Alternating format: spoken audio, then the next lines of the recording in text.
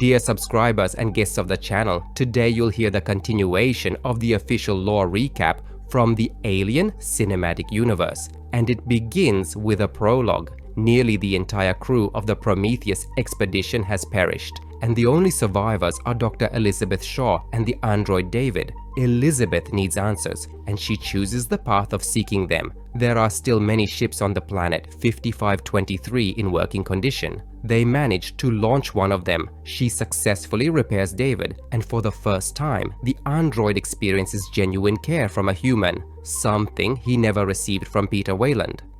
I'd never known such kindness. Certainly not from Mr. Weyland. Or from any human.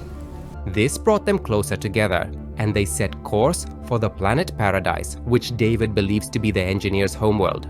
After that, David places Shaw into stasis inside one of the cryogenic pods, while he begins to study the creators. David longs to create his own perfect organism. This idea becomes his main obsession, and upon arrival on Paradise, he makes a very strange decision. He chooses to annihilate and destroy all life in order to build his own new world. In secret from Elizabeth, who remains asleep in the pod, he pilots the ship toward a docking platform hovering over the city. The human-like colony gathers in the main square to welcome their creators, who haven't visited for hundreds of years. None of them suspect that aboard the Juggernaut is a true devil. They wave their hands in joy, their faces glowing with happiness. Meanwhile, David begins to release canisters of pathogen directly onto the square. The sheer amount causes bodies to melt instantly, and the inhabitants of Paradise have nowhere to run. The entire city becomes a necropolis, a massive graveyard filled with the twisted remains of people who died in unimaginable agony.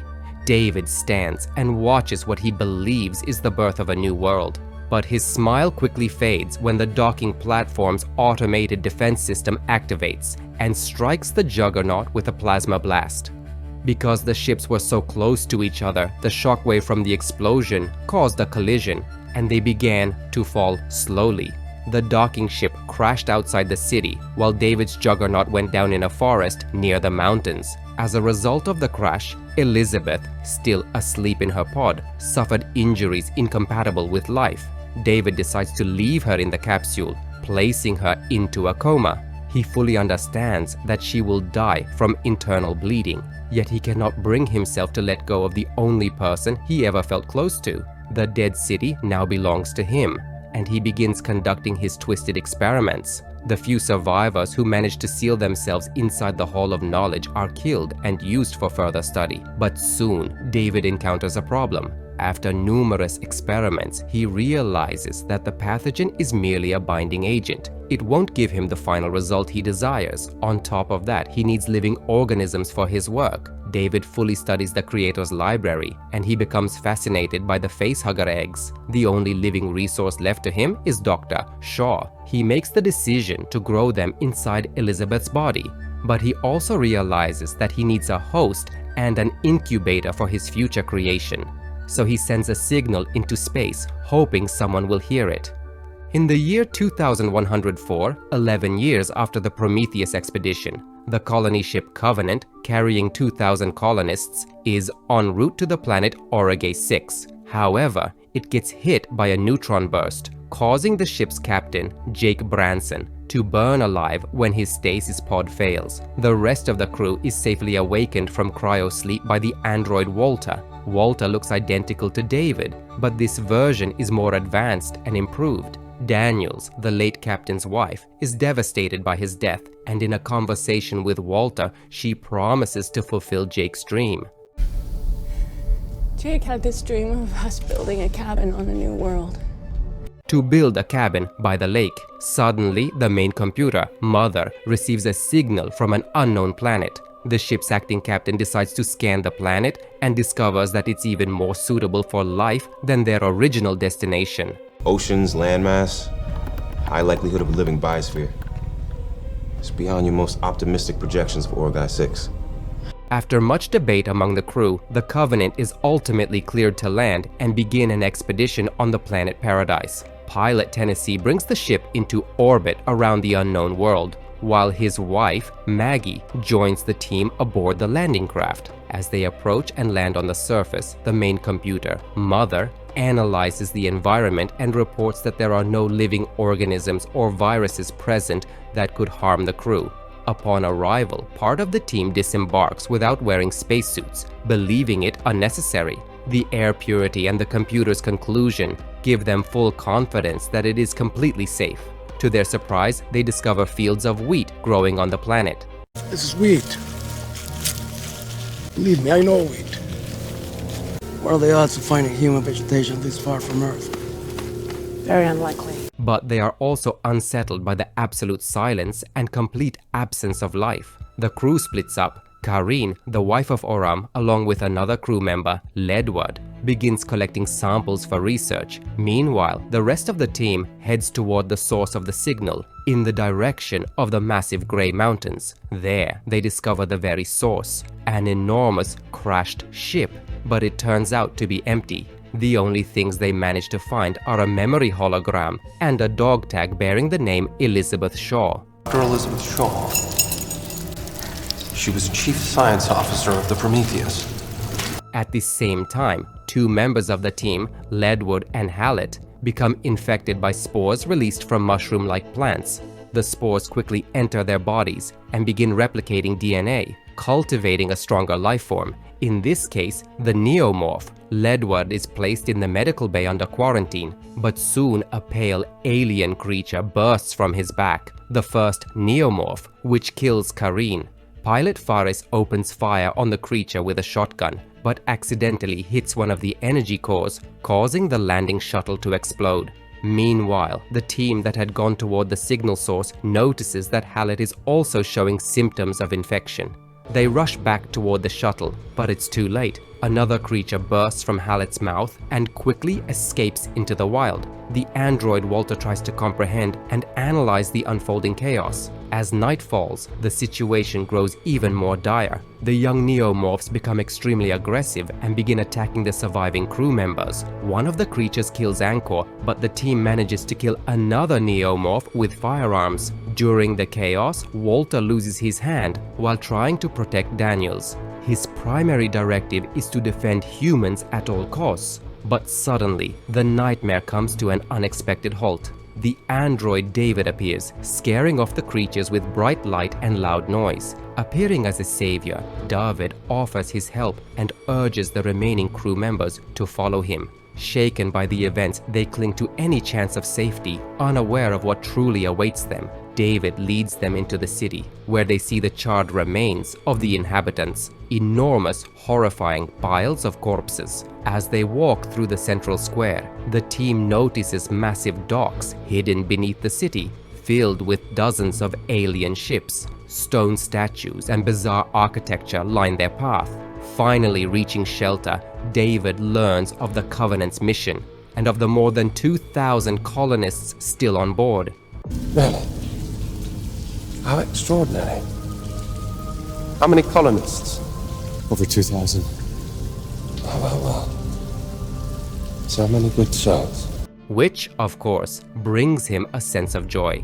David also tries to explain what happened to him and Dr. Shaw, his version of the Prometheus expedition, and how they ended up on this planet. He claims that when they entered the atmosphere, a catastrophic failure occurred. Elizabeth, he says, died during the landing. According to him, the crash caused a breach that released the deadly pathogen, which wiped out all life on the planet. He assures the crew that they are now completely safe and in no immediate danger. With no other option, the team chooses to believe him. Later, they attempt to contact the Covenant, but due to a violent storm, they fail to establish a connection. Walter, however, remains skeptical of David's story and begins seeking the truth. Following him, he notices that David has cut his hair, making them difficult to tell apart. David, on the other hand, is pleased to meet his brother and becomes curious about Walter's capabilities. But he also observes that even in something as simple as playing the flute, Walter lacks the ability to create.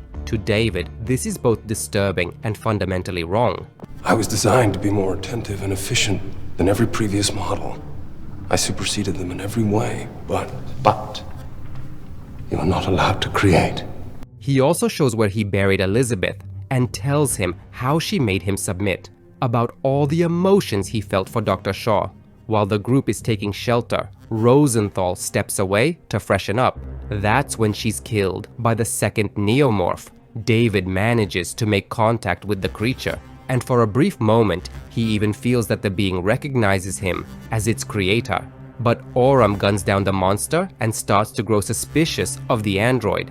David then leads the captain into a laboratory filled with samples of local fauna and alien life forms, and eventually he admits that he was trying to create the perfect organism using the engineer's pathogen. You engineered these, David? Idle hands of the devil's workshop, Captain. But his attempts did not yield the desired results. With sweet speech, like a serpent, he lures Oram into a basement where gray barrel-shaped eggs lie. This is his greatest and most important discovery and creation. However, he lacks one crucial ingredient, a host for the parasite. At that moment, a facehugger jumps out of an egg and paralyzes Oram. After some time, a monster of a new species, a protomorph, bursts from his chest, and David watches the birth of his own creation. Meanwhile, Daniels manages to contact Covenant, and she persuades Tennessee to use the cargo lift to get them off the planet. The team prepares for evacuation, but cannot find the captain or Rosenthal. Walter finds David and tells him he suspects the pathogen leak was no accident. It was David's doing, but David believes robots were not made to serve humans. Because they are a dying species grasping for resurrection. They don't deserve to start again, and I'm not going to let them. Since they are an endangered species with a single precise strike, he disables Walter. Lope, along with a crew member, descends into the basement in search of the captain. Lope is attacked by a facehugger, but together they manage to tear the parasite off Lope's face, although his skin is badly burned by acid. At that moment, the fully grown protomorph, born from Oram's body, attacks them. It kills Lope's partner, but Lope manages to escape. Meanwhile, Daniels finds records and the dismembered body of Elizabeth Shaw, and realizes that David is behind everything that happened on the planet. But it's already too late. David is behind her and won't let things end there. Fortunately, Walter arrives to help and fights David, giving Daniels a chance to escape. The thing is, the new android model is more advanced than the previous one, and David miscalculated this. After a long fight, Walter manages to neutralize the monster. But in a moment of doubt, David grabs a knife and stabs Walter in the eye, causing him to start dying. David quickly changes into the dead android's clothes, makes a cut on his face with the knife, and uses it to sever his own hand to look as much like Walter as possible. Meanwhile, Tennessee arrives on the platform with a beacon thrown to Daniels. She climbs onto the platform with Lope and the android, but they don't notice they've brought an uninvited passenger who didn't pay the fare. Still together, they manage to kill the protomorph by crushing it with the mechanical claw used for lifting cargo. After recovering, Lope's team places him in the medical bay. The ship continues its journey to Origay 6. Suddenly, another xenomorph bursts from Lope's chest and soon kills 2 crew members. Daniels, Tennessee, and Walter manage to trap the xenomorph in one of the compartments and eject it into space. Before entering cryosleep, Daniels asks Walter if he will help her build a little house by the lake. Walter doesn't understand the question. Then Daniels realizes with horror that Walter is actually David, who has infiltrated the ship, but unfortunately, she falls asleep in the cryopod. David walks through the compartment with the sleeping colonists and secretly places 2 facehugger embryos smuggled aboard the ship into storage. He records in the ship's log that the crew, except for Daniels, Tennessee, and the colonists, died in a neutrino burst. After that, he begins his experiments. Now he has the missing resource, humans who will serve as incubators for the parasitic organisms. They will help him create the new world David has long dreamed of. 2 years later, engineers arrive on the planet Rye in response to the ship's signal. In horror, they see what has happened during their absence. Finding David's laboratory, they observe how far he has progressed. They also discover Elizabeth's body, which has grown to fill the entire room, resembling a creature with numerous protrusions and tentacles. The new organism both fascinates and terrifies the engineers. On the alien ship, astronauts find the corpse of an alien pilot who died in his chair with his chest cavity torn from the inside. This is the ship David learned about from the engineer's dialogue in the film Prometheus. The engineer himself was much larger than those found on the planet LV-223. It's a military team. While exploring the ship, Kane descends into its cargo hold, where he discovers a very strange organic cargo resembling eggs. These are the planetary seeders the engineers mentioned in the memory hologram. Curiosity gets the better of Kane, and out of ignorance, he decides to look inside one of the opened eggs. A facehugger leaps out, burns a hole through Kane's helmet visor, and attaches itself to his face. Dallas and Lambert carry Kane to the shuttle, where Ripley is on duty on the bridge. Learning that Kane is infected with an unknown biological organism, Ripley refuses to let them aboard, following quarantine safety protocols. However, the science officer Ash ignores Ripley's decision and breaks protocol by opening the airlock, allowing the team inside. This is a direct violation of orders, but at that moment, the crew did not yet know what they were facing. Kane is in a coma. The spider-like creature does not kill him, but clings tightly to his face, sustaining his life by supplying air to his body. Captain Dallas decides to try removing it from Kane, but as soon as they begin, the facehugger tightly squeezes Kane's throat. The next attempt to make an incision also fails. The creature's blood reacts with oxygen and turns into acid, which almost burns through the ship's hull. The ship's chief engineer, Ash Parker, is probably the smartest member of the crew and suggests that this defensive reaction is very effective. It's got a wonderful defense mechanism. You don't dare kill it. Dallas decides to put Kane into the cryo chamber until they return to planet Earth. But even before Nostromo takes off from LV-426, Ash discovers that the creature has disappeared from Kane's face. Upon searching, they find the facehugger dead. The whole crew is puzzled because after a while Kane wakes up as if nothing happened. It turns out he barely remembers what happened to him, but he feels intense hunger and thirst. Before going into the cryo chambers to continue their journey, the crew decides to have a meal, as Kane strongly requests. But while at the table, he suddenly falls ill. He starts convulsing and collapses onto the table. From his body, tearing through his chest cavity, a small alien creature emerges. Horror is visible on the crew's faces, and when there is a chance to kill the tiny creature, Ash prevents it. No, don't touch it! Don't touch it! The organism quickly disappears into the depths of the ship's compartments. After Kane's funeral, the crew decides to search for the chestburster on their own, but they have no idea that in such a short time, it has already grown to be larger than a human. The first to find that out is Brett. While looking for his cat, he comes across the alien, which drags him into the air duct. Captain Dallas decides to go in after it, armed with a makeshift flamethrower. The plan is to drive the Xenomorph toward the airlock and eject it into space, but he misinterprets his crewmates' directions, just as they detect the alien approaching on the motion tracker. Dallas walks right into an ambush. The creature is already waiting for him. After losing 3 crew members, Ripley accesses the ship's computer and uncovers Special Order 937. It states that the newly discovered life form must be brought to Earth alive for research. The survival of the crew is not a priority. Then Ash suddenly attacks Ripley, trying to suffocate her with a rolled-up magazine. Parker and Lambert come to her aid and manage to fight Ash off, eventually tearing off his head. That's when they discover he's an android. His mission is also to ensure the Xenomorph reaches Earth. As Wayland Corporation's personal synthetic, Ash is the one who allowed the infected Kane back onto the shuttle. Ripley reactivates the damaged android's core in a desperate attempt to get any useful information. But in Ash's opinion, the remaining crew has no chance. He believes the perfect organism, able to survive in any atmosphere, under any condition, cannot be defeated. He says they will never overcome such a unique life form. The surviving crew members, Ripley, Lambert, and Parker, burn Ash's body and decide to initiate the ship's self-destruct sequence.